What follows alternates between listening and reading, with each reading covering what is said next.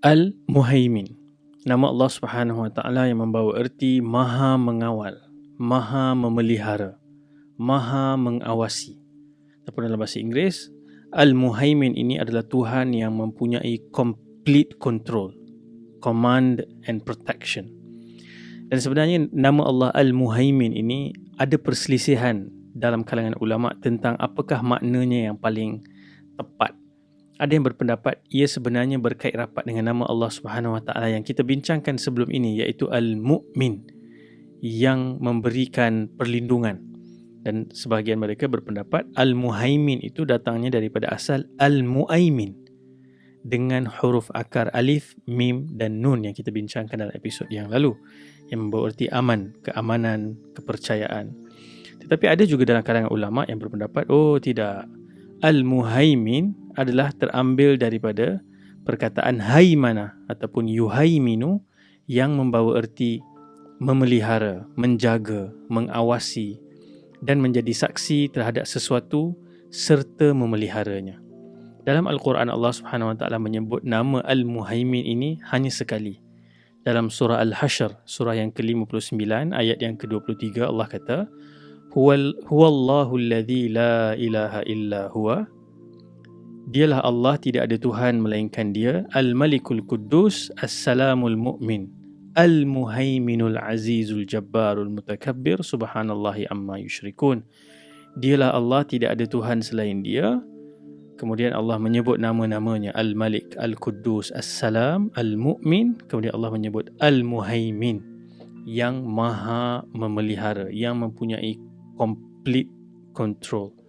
Dan bila kita menggambarkan dalam makna-makna yang membawa erti ataupun gambaran bagaimana Allah Subhanahu Wa Taala Al-Muhaimin, misalnya apabila sepasukan tentera masuk ke satu kota dan menawan kota tersebut, dalam bahasa Arab disebut askar itu sudah memiliki haimanah, iaitu kontrol ke atas satu-satu bandar ataupun kota. Ataupun dalam contoh lain, misalnya ibu burung yang duduk di dalam sarangnya, ada chicks kan, anak-anak burung yang dijaga, diberikan cacing dan sebagainya itu. Apabila si ibu burung ni merangkul anak-anaknya dan memeluk dengan sayap dia, itu juga disebut sebagai haimanah, yang memberikan protection ataupun pengawasan yang penuh kepada anak-anaknya. Dalam konteks contoh kita dalam hidup sehari-harian ini, yang boleh memberikan kita sedikit bayangan apakah itu haimanah, sehingga kita boleh cuba memahami dan menghayati Allah Al-Muhaimin adalah contohnya bila anak kita atau ibu dan ayah kita ataupun sesiapa yang kita sayangi sakit kronik di hospital, dan kebanyakan doktor bagi tahu nampak macam dah susah sangat, seolah-olah memberikan gambaran tidak ada harapan. Tetapi lalu tiba-tiba ada seorang doktor pakar yang dengan keilmuan dan pengalamannya, dia datang dan bagi tahu dia ada pengalaman sembuhkan penyakit yang berada di tahap yang kronik begini. Dan kehadiran dia itu membuatkan kita rasa macam satu orang yang datang dengan ilmu, pengalaman, kebolehan, yang ada kawalan. He has something in his control. Dia boleh buat sesuatu di sini. Ataupun dalam contoh lain, kita ni baru juga setahun dua yang lalu kita lalui fasa pandemik. Ramai rakan-rakan, sahabat-sahabat ataupun kita mungkin ada ibu bapa yang melalui fasa diberhentikan kerja. So bila berlaku satu pengumuman dalam satu syarikat bahawa ramai yang akan dibuang kerja, kita semua akan rasa gelisah, berdebar menanti mungkinkah kita tergolong dalam senarai nama yang akan dibuang. Jadi mungkin ada kawan-kawan yang akan bagi rakan-rakan sekerja yang bagi semangat, InsyaAllah jangan risau, kau perform dekat sini, kau mesti tak kena buang. Tapi kawan-kawan yang cakap ni, mereka ni tak ada kontrol. Mereka hanya berbasi-basi ataupun memberikan nasihat lah. Tapi misalnya kita turun daripada tingkat office kita, mungkin tingkat 20, kita naik lift, tiba-tiba tuan CEO masuk. Dan dia pun tanya apa khabar, macam mana semua. Dan kita pun memperlihatkan rasa gelisah dan kebimbangan kita. Kita kata, Alhamdulillah, tapi saya sedang berdebar menanti apakah saya akan terus berada di sini ataupun akan dibuang. Lalu CEO tu kata, dia tepuk bahu, dia kata, You don't worry. Awak jangan risau. Tempat awak dijamin di syarikat kita ni. So bila disebut macam tu, itu adalah satu perasaan bagaimana seseorang yang ada control. So dia yang make decision, dia ada last say. So dia bagi kita rasa secure, kita rasa tenang, kita rasa this is in control. So itulah contoh-contoh yang kita boleh sebutkan apabila kita membayangkan nama Allah Al-Muhaimin. Dan dalam konteks kehidupan kita, semua kita ada certain extent of control. Di tempat kerja, dalam keluarga, bahkan terhadap diri kita sendiri pun. Tetapi kita tahu kita hanya ada control to some extent, ke satu tahap. Kemudian daripada situ kita hanya boleh berserah kepada Tuhan yang memiliki kawalan penuh, complete control. Dan untuk memiliki complete control ataupun ciri-ciri yang perlu kita faham sekali bagaimana Allah Al-Muhaimin, ada 3 resepi ataupun 3 syarat. Yang pertama, Allah Subhanahu Wa Taala ilmunya luas meliputi segala sesuatu. Jadi keilmuan yang mendalam, yang luas itu membolehkan Allah ada kawalan penuh. Yang kedua, ramai ada orang yang dalam sekeliling kita ni ada ilmu, dia buat jangkaan itu, dia buat prediction ini, tapi dia tidak ada kudrat, dia tidak ada keupayaan untuk memenuhi apa yang dijangkakan ataupun maksudnya dia tak ada kawalan. Tetapi Allah Subhanahu Wa Taala yang tadi pertama ilmunya luas, Alim, Hakim, nanti kita akan belajar nama-nama Allah itu. Yang kedua, Allah ada kudrat. Allah mempunyai keupayaan berbuat dan mengawal segala sesuatu. Al-Qadir. Kan? Dan yang ketiga, adanya ilmu, adanya keupayaan. Yang ketiga, Allah Subhanahu Wa Taala kekal berterusan.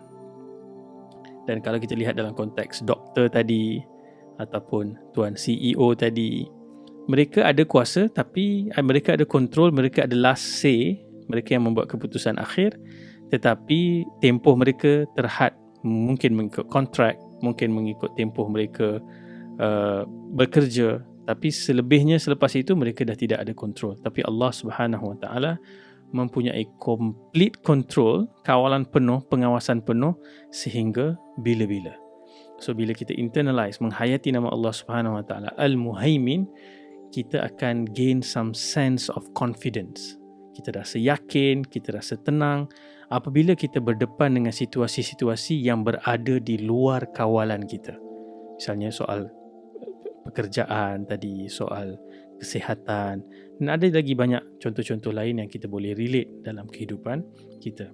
Jadi untuk hidup dengan nama Allah Subhanahu Wa Taala Al-Muhaimin, yang pertama, kita perlu sentiasa memanggil Allah Subhanahu Wa Taala dengan nama ini, Al-Muhaimin, dengan keyakinan Allah yang memelihara, Allah yang sentiasa mengawasi. Dan di samping kita berharap kepada Allah Subhanahu Wa Taala memberikan kita ketenangan, dengan kita faham Allah sentiasa mengawasi kita, kita juga akan lebih berhati-hati dalam setiap tindak tanduk, perkataan dan perbuatan kita, kerana kita tahu Allah Al-Muhaimin. Kita tak boleh sorokkan apa-apa daripada Allah Subhanahu Wa Taala kerana dia memiliki kawalan penuh, pengawasan penuh.